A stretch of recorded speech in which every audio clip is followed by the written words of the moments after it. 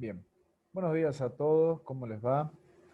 En el seminario taller de esta semana nos encargaremos del tema Medicina basada en la evidencia y análisis crítico de la literatura científica. Los objetivos de este taller son definir la medicina basada en la evidencia, presentar los pasos que conforman este proceso, reconocer las distintas ventajas de aplicar este paradigma y finalmente realizar actividades de lectura crítica de la literatura científica que posteriormente van a tener que presentar a través del campus virtual, tanto grupal como individualmente. ¿Cuál es la definición de este concepto, o de este término, mejor dicho, medicina basada en la evidencia? Es un proceso que tiene por objetivo obtener y aplicar la mejor evidencia científica disponible en el ejercicio de la práctica médica cotidiana. Se entiende por evidencia a todos aquellos tipos de pruebas o elementos que nos permita no presentar una discusión o despejar toda aquella duda razonable sobre un tema en particular. Evidencia por ahí es un término mucho más anglosajón que hispano, por ende, para nuestras latitudes o para nuestra cultura, suele definirse mejor como medicina basada en pruebas o atención sanitaria basada en pruebas, que incluye no solamente la medicina basada en pruebas, sino también a la enfermería basada en pruebas, a la odontología basada en pruebas, ¿sí? Un poquito de historia nos remonta a los años 70, donde había una explosión muy importante sobre la medicina basada en la evidencia, la medicina basada en pruebas, sobre todo a cargo de este señor, David Sackett, quien propone un paradigma y desde la práctica clínica nos orienta hacia qué es la medicina basada en evidencia.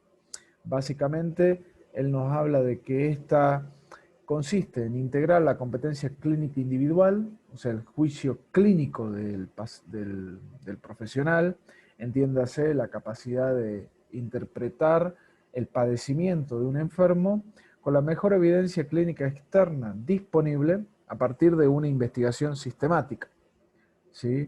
Entonces, la medicina basada en evidencia no solamente consiste en una revisión sistemática o en un desarrollo técnico de un documento o de la consulta de fuentes bibliográficas o de repositorios de investigación, sino también en lograr, a partir de nuestras habilidades clínicas y de nuestro criterio como profesionales, una integración entre lo que le sucede a nuestro enfermo y la evidencia disponible. Vamos a ver a continuación en qué consiste este proceso. Entonces, en primera instancia, lo que uno como profesional debe hacer es formular de manera precisa una pregunta a partir del problema clínico del paciente. Vamos a entender este primer paso a partir de un ejemplo.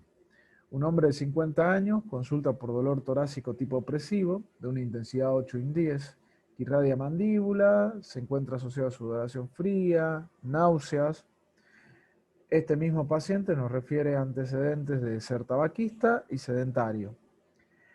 A partir de este breve relato, la experiencia clínica nos orienta a pensar en una cardiopatia isquémica. Sin embargo, no podemos culminar nuestra tarea solo con esa presunción diagnóstica, sino que necesitamos definirla. Por ende, una pregunta válida ante esta situación es: ¿cuál es el método complementario más sensible? ¿Sí? O sea, que nos va a dar la posibilidad de saber de que este paciente realmente tiene una cardiopatia isquémica, y costo efectivo para alcanzar un diagnóstico en este paciente. El término costo efectivo nos hace referencia a aquel método complementario de diagnóstico que, a partir de un gasto razonable, nos permita alcanzar un diagnóstico con la mayor certeza posible, que permita definir el destino de este paciente. ¿Cuál es el segundo elemento de este proceso? Localizar las pruebas disponibles en la literatura siguiendo una estrategia. Entonces, nosotros en el seminario pasado y en las clases de consulta hemos tratado de compartir con ustedes y de presentarle a ustedes una serie de repositorios o bibliotecas en salud que no son más que plataformas digitales que nos permite buscar de forma ordenada y sistemática información en salud que nos permita responder las preguntas que nos planteamos en el caso anterior con relación a necesidades de información o de búsqueda bibliográfica para respondernos preguntas de investigación, como ha sido la última tarea que ustedes han tenido que desarrollar para esta cátedra. Entonces, una de las más reconocidas desde el punto de vista médico a nivel mundial es la plataforma de PubMed, que tiene como repositorio o como biblioteca virtual Medline y que se sustenta en la Biblioteca Nacional de Medicina aprobada por el Instituto Nacional de Salud de los Estados Unidos, ¿sí? Entonces recordemos que para utilizar esta plataforma, para poder aprovechar su motor de búsqueda, era necesario, en primera instancia, plantearnos una buena pregunta de investigación, ¿sí? O un problema o una necesidad de investigación a través de la utilización de algunos métodos o técnicas, como por ejemplo el método PICO, ¿sí? PICOT o PICOT-S, ¿sí? Y la utilización de operadores lógicos booleanos, como el AND, ART o NOT, ¿sí? Por otra parte, además del PubMed, en lo que respecta estrictamente a la medicina basada en evidencia, porque a veces puede suceder que nosotros no tengamos tanto tiempo de leer artículo por artículo o de hacer una búsqueda tan minuciosa como cuando queremos resolver un problema de investigación. Y sí, acá que queremos resolver un problema de o una necesidad de información de un paciente en particular, contamos ya con un tipo distinto de plataforma, como es la plataforma Cochrane o la colaboración Cochrane, en el cual distintos investigadores, médicos, estadistas, eh, profesionales especializados en metodología de la investigación, se reúnen para unificar criterios a partir de distintos artículos de investigación, ensayos clínicos aleatorizados en su gran mayoría, y a partir de ellos elaborar documentos que permitan resolver estas preguntas que nosotros nos planteamos en la práctica clínica diaria de la mejor forma posible.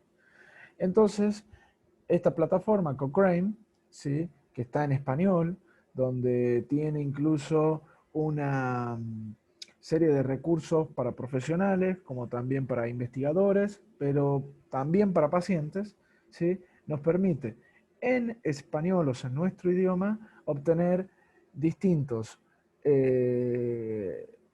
informes de investigación de tipo metaanálisis o revisiones sistemáticas que nos permitan orientarnos a la resolución de estas preguntas cotidianas como la que planteamos al inicio de esta clase.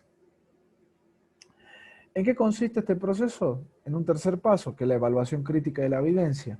Entonces, para lograr una evaluación crítica de la evidencia, los autores de la medicina basada en la evidencia han planteado una pirámide en la cual se estructura los distintos niveles de evidencia en base a aquellos más importantes o de primer orden, por continuación los que se encuentran en el medio o de segundo orden, y finalmente en la base los de tercer orden, que son aquellos niveles de evidencia más bajos, pero que ante la falta o carencia de los primeros pueden orientarnos en nuestras decisiones clínicas.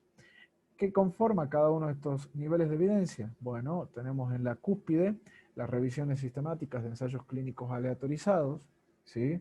En segunda instancia, los ensayos clínicos aleatorizados solos o independientes, ¿sí? Acá reúne dos o más ensayos clínicos. En un tercer escalón tenemos los ensayos clínicos, pero no aleatorizados o no randomizados, que por ahí tienen algún error o sesgo en su diseño.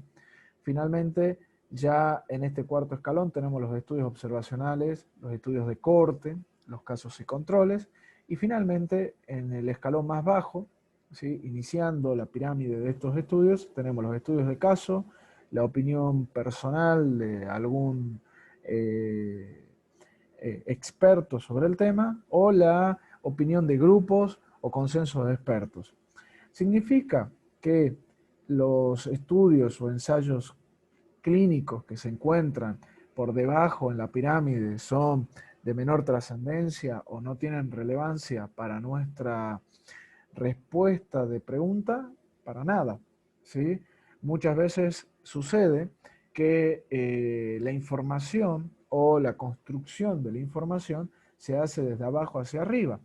Vamos con un ejemplo muy reciente como el COVID-19, ¿sí? El COVID-19 se estudió a partir de una serie de casos que llamó la atención en la localidad china de Wuhan, a partir del cual consensos de expertos se reunieron en esa localidad y dijeron, miren, la verdad que estos casos de neumonía o de síndrome de distrés respiratorio agudo grave nos parecen muy similares a los que tuvimos en la epidemia de SARS en el año 2002, sin embargo encontramos algunas diferencias. Entonces esta comisión de expertos dijeron, che, pará, vamos a hacer un estudio observacional para poder obtener características más específicas sobre lo que está sucediendo, haciendo en una segunda instancia estudios de cohorte, siguiendo a estos pacientes, y de ahí ya pasando a ensayos clínicos donde comenzaron a probar distintas pruebas diagnósticas, distintas pruebas terapéuticas, y es así que comenzaron a aparecer fármacos, como por ejemplo antivirales, el remdesivir, la ivermectina en algún momento, el uso de la hidroxicloroquina, ¿sí?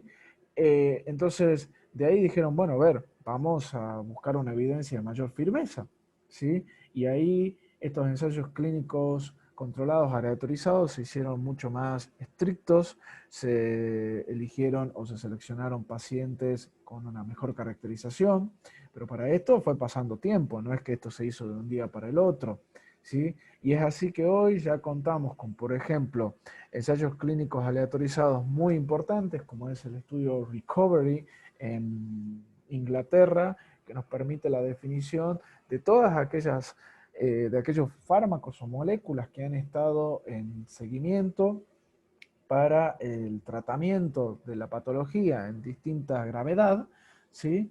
Y hoy nos orientan mucho para saber hacia dónde tenemos que dirigirnos o eh, tomar respuesta a nuestros tratamientos, ¿sí?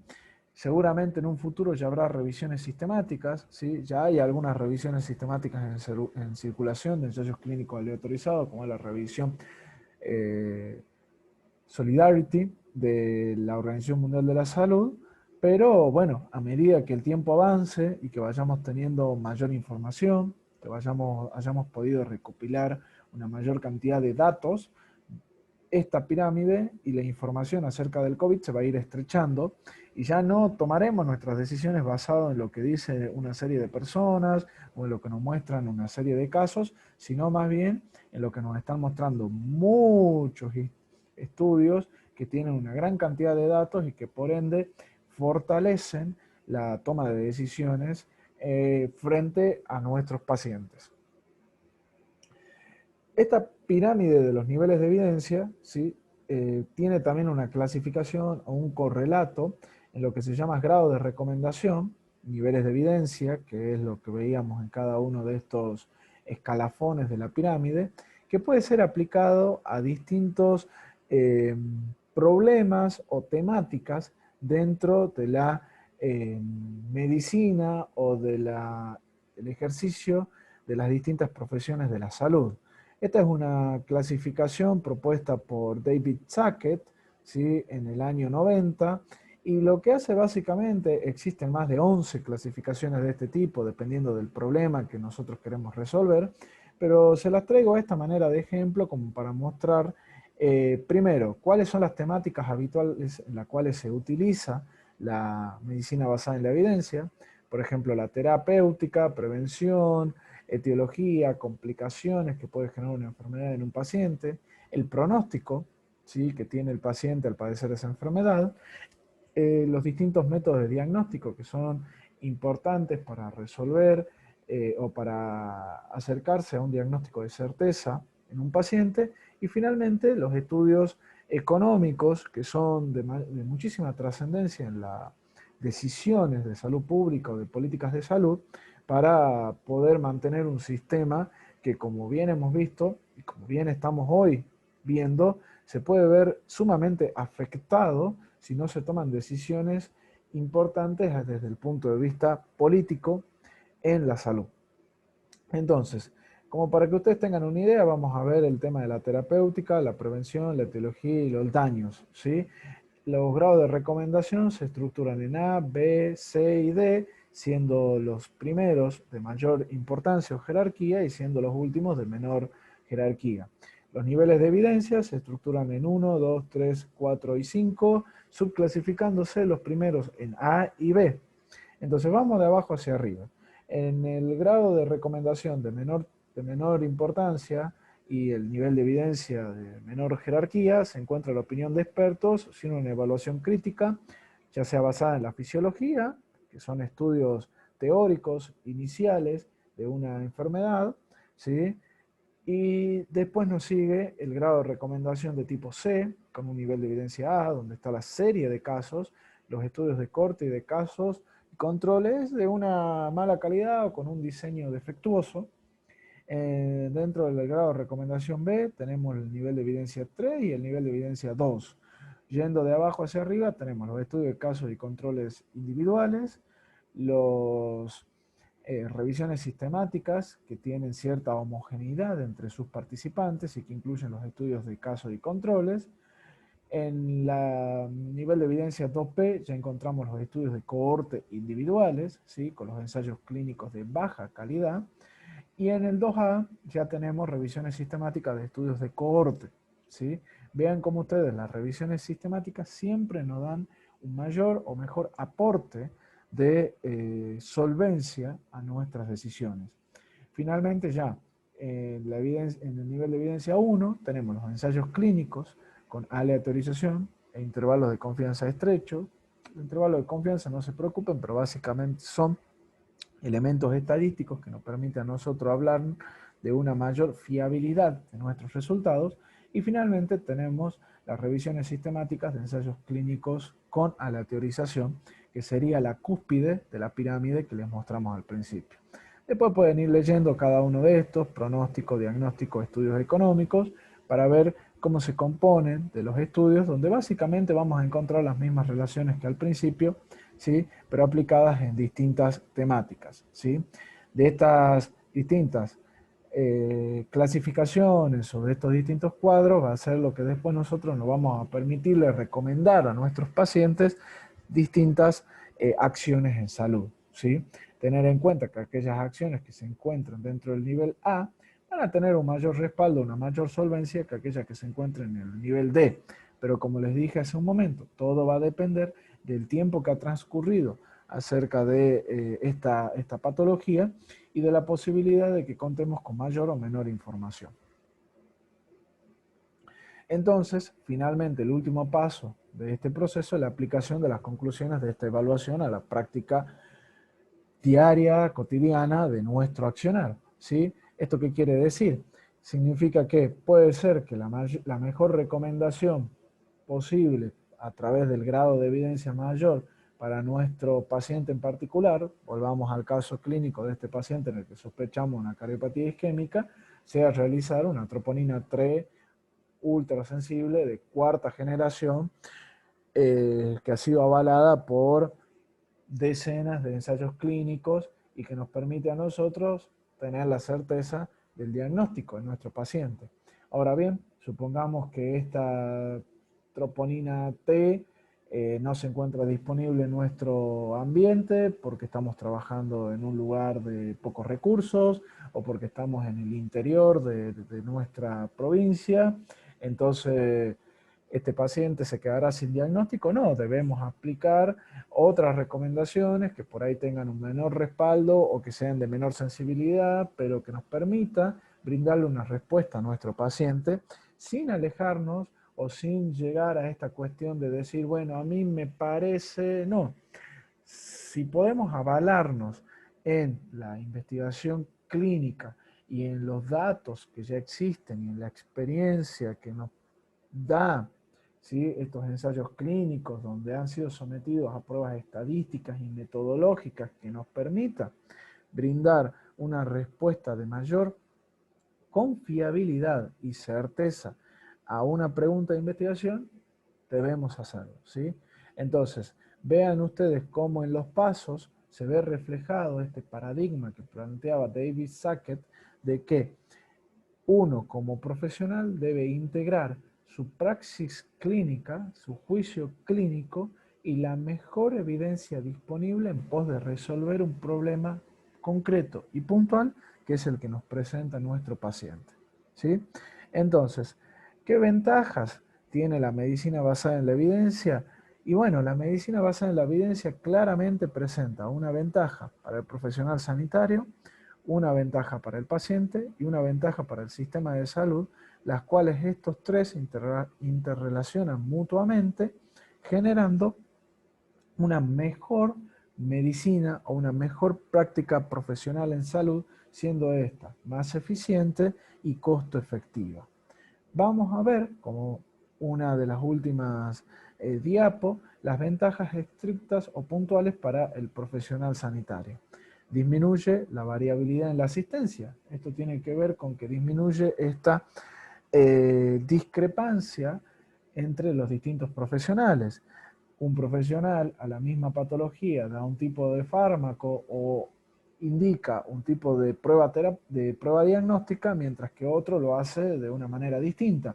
La medicina basada en la evidencia viene a unificar criterios, a unificar conceptos y de esa manera disminuir el error entre cada uno de los operadores de la salud.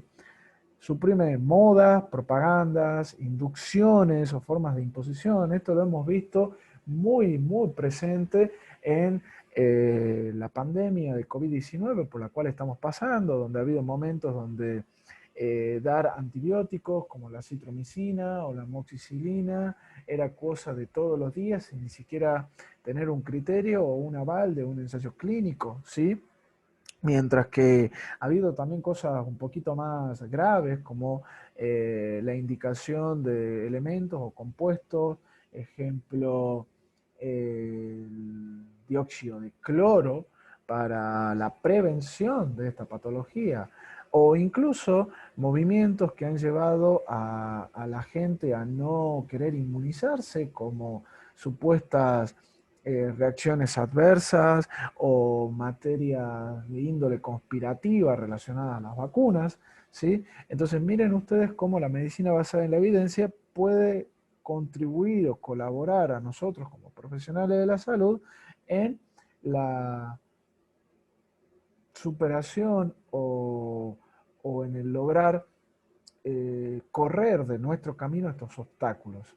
La evaluación crítica del conocimiento establecido. Muchas veces sucede que existe conocimiento que se acarrea de años y años, donde, a ver, para darles un ejemplo, hace mucho tiempo en cardiología se decía que para bajar la presión había que dar un diurético, ¿sí? O que para mejorar la suficiencia cardíaca en un paciente cardiópata que ya había perdido parte de su funcionalidad, había que dar moléculas con un agonismo cardiovascular, o sea que aumente el tenor simpático, por ejemplo, que es el que permite que el corazón se contraiga con mayor fuerza o vigorosidad.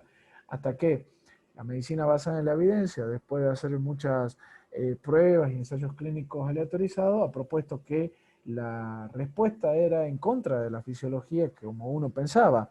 Y para mejorar la suficiencia cardíaca en un paciente era necesario bloquear, ¿sí?, estos receptores de agonismo simpático, y así nacen, por ejemplo, los beta bloqueantes adrenérgicos que permitieron muy buena sobrevida en los pacientes con insuficiencia cardíaca y disminuyeron sus complicaciones y sus internaciones. Estimulación para la práctica reflexiva, o sea, el pensar si lo que estamos haciendo está bien, es una buena indicación. Facilitar el aprendizaje de las estrategias de búsqueda y recuperación de información, que es lo que hemos tratado de instruirles a ustedes en el seminario anterior. Promover la capacidad de discernir entre información científica o no científica, más en un contexto como el actual o el de los últimos años, donde nos vemos bombardeados de información desde las redes sociales, desde la televisión, desde los mismos medios de comunicación. Promover una interconexión entre la atención médica, la educación y la investigación. Tengan presente ustedes que es muy importante lograr esta interacción entre lo que le pasa a mi paciente, la educación médica continua y la investigación a partir de la falta o carencia de información de este problema particular en el lugar donde yo me desempeño, en mi contexto y en mi tiempo actual, que es lo que he tratado de promoverles a ustedes a lo largo de este último seminario con respecto a el desarrollo de un problema de investigación. Y finalmente, la eliminación de alternativas que no representan las mejores opciones para los pacientes, ¿sí? De acuerdo al avance científico y tecnológico, siempre pensando obviamente desde una mirada de disponibilidad y costo efectivo. No vamos a pretender o no vamos a dejar de avanzar en el diagnóstico o el tratamiento de un paciente porque la mejor de todas las pruebas o el mejor de todos los tratamientos no se encuentra disponible, ¿sí? Solamente para darles un ejemplo a ustedes antes de finalizar esta clase, en Estados Unidos, por ejemplo, y en otros países de la Unión Europea, se recomienda a los pacientes con un diagnóstico leve de COVID una molécula que es un anticuerpo monoclonal, o sea, una terapia biológica para los pacientes. Esa molécula tiene un costo aproximado de tratamiento de $1000. Algo que, por ejemplo, si nosotros quisiéramos extrapolarlo a nuestra realidad cotidiana, que estamos hablando de lo que se llama validación externa, o sea, la posibilidad de extrapolar el conocimiento científico de un lugar a otro, ¿sí? Nos resulta muy, muy complejo, muy difícil, ya que $1000 no nos representa la cantidad de test diagnósticos que podríamos hacer en un centro de salud o en un hospital en un mes, ¿sí? Entonces miren ustedes cómo, y un paciente leve podría ser tratado con moléculas de mucho menor costo, como por ejemplo lo son el paracetamol, ¿sí? O un tratamiento dietético y de hidratación.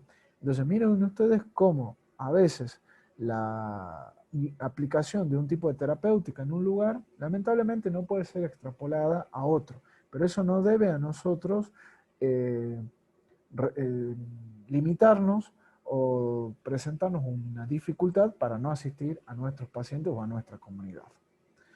Finalmente les dejo la bibliografía recomendada para que puedan ustedes consultar si tienen dudas o un deseo de saber más sobre este tema. Muchas gracias, que tengan un buen día.